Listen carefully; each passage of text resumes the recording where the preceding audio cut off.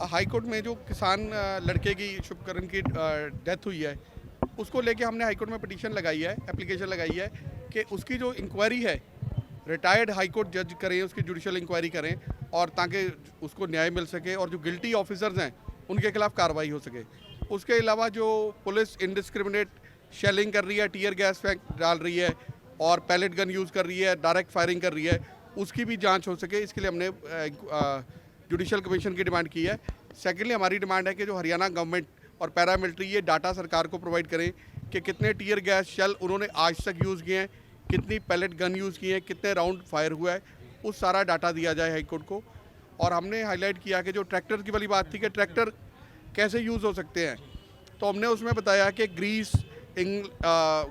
Germany और कितने मुल्क हैं जो यूरोप के, वहाँ पे फार्मर सेम डिमांड को लेके प्रोटेस्ट कर रहे हैं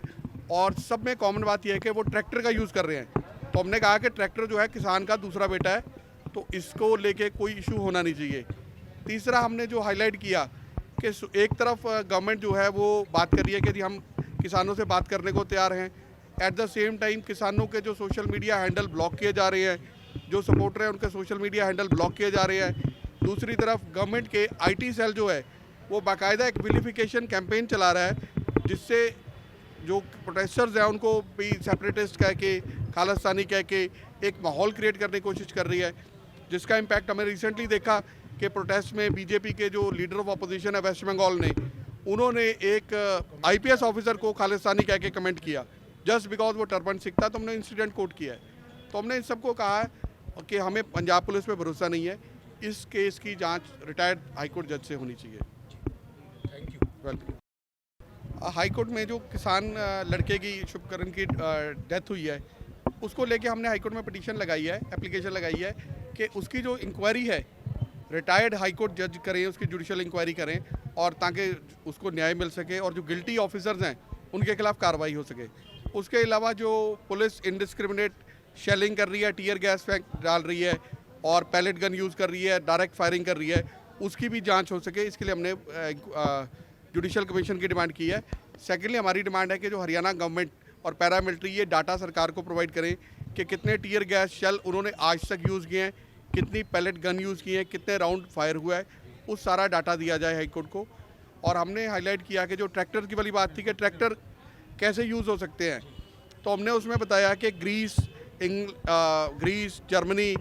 और कितने मुल्क हैं जो यूरोप के, वहाँ पे फार्मर सेम डिमांड को लेके प्रोटेस्ट कर रहे हैं और सब में कॉमन बात यह है कि वो ट्रैक्टर का यूज़ कर रहे हैं। तो हमने कहा कि ट्रैक्टर जो है किसान का दूसरा बेटा है, तो इसको लेके कोई इशू होना नहीं चाहिए। तीसरा हमने जो हाईलाइट किया कि एक तरफ गवर्नमेंट जो है वो बात कर रही है कि हम किसानों से बात करने को तैयार हैं, एट द सेम टाइम किसानों के जो सोशल मीडिया हैंडल ब्लॉक किए जा रहे हैं, जो सपोर्टर हैं उनके सोशल मीडिया हैंडल ब्लॉक किए जा रहे हैं। दूसरी तरफ गवर्नमेंट के आईटी सेल जो है वो बाकायदा एक विलिफिकेशन कैंपेन चला रहा है, जिससे जो प्रोटेस्टर्स हैं उनको भी सेपरेटिस्ट कह के, खालिस्तानी कह के एक माहौल क्रिएट करने की कोशिश कर रही है, जिसका इम्पैक्ट हमें रिसेंटली देखा कि प्रोटेस्ट में बीजेपी के जो लीडर ऑफ अपोजिशन है वेस्ट बंगाल ने, उन्होंने एक आईपीएस ऑफिसर को खालिस्तानी कह के कमेंट किया जस्ट बिकॉज वो टर्बन सिख था। तो हमने इंसिडेंट कोट किया है। तो हमने इन सबको कहा है कि हमें पंजाब पुलिस पे भरोसा नहीं है, इस केस की जांच रिटायर्ड हाईकोर्ट जज से होनी चाहिए। Thank you. वेलकम।